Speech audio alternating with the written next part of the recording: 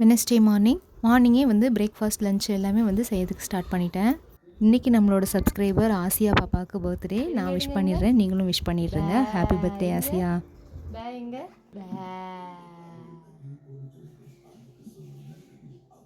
சாதம் குழம்பு எல்லாமே வச்சுட்டு பொரியலுக்கு பாவற்காய் செய்யலாமேன்னு சொல்லிட்டு எடுத்து வச்சுருந்தேன். ஆனால் கண்டிப்பாக வீட்டில் இருக்கவங்க யாரும் சாப்பிட மாட்டாங்க.